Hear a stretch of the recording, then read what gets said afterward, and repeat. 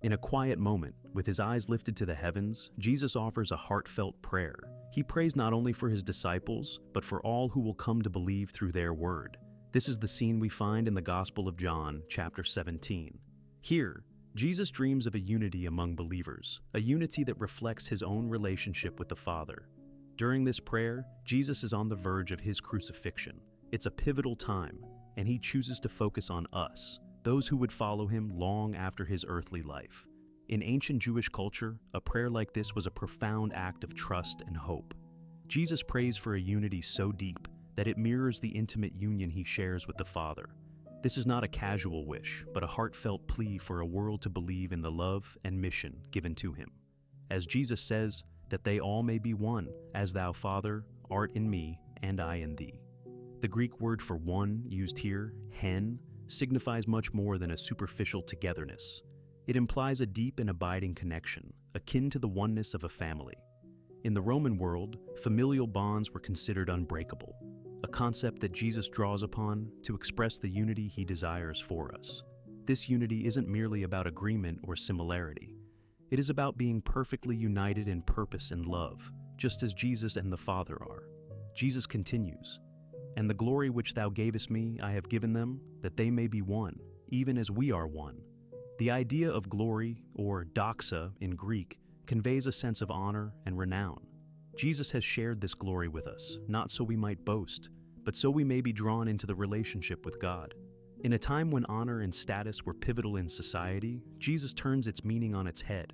His glory is not about power or dominance, but about self-giving love and perfect unity. He prays, "That the world may know that thou hast sent me, and hast loved them as thou hast loved me." This love, agape, is unconditional, steadfast, and sacrificial. It's a love that seeks the good of the other, a kind of love Jesus embodied throughout his life. The love the Father has for the Son is the same love offered to us. This transforms our understanding of community. It's not just a gathering of people, but a reflection of this profound love. Jesus concludes with a desire, "I will that they also, whom thou hast given me, be with me where I am." This is not only about physical proximity, but spiritual closeness. Jesus invites us to behold his glory, a glory rooted in love and sacrifice. Understanding this transforms how we see our faith communities, not merely as places to attend, but as spaces of belonging where we share in the hope and love of Christ. In the context of the time, the concept of unity was revolutionary. The early Christian communities were diverse, consisting of people from various backgrounds and social standings. The call for unity was a call to transcend these differences and find common ground in their shared faith. This was a radical departure from the societal norms of division and hierarchy. The Hebrew word for glory, kavod, carries a sense of weightiness and importance. In the Old Testament, it often referred to the visible manifestation of God's presence. By sharing his glory with us, Jesus is inviting us into a relationship where we experience the presence and love of God in a tangible way. Like Jesus, we often face moments when we feel alone, longing for belonging. This image of Jesus praying for our unity speaks to us today.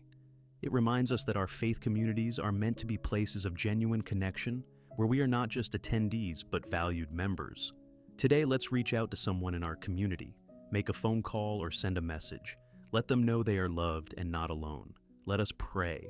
Holy Father, we lift our hearts in gratitude for the unity Jesus prayed for. May we, like him, be one with each other as you are with him.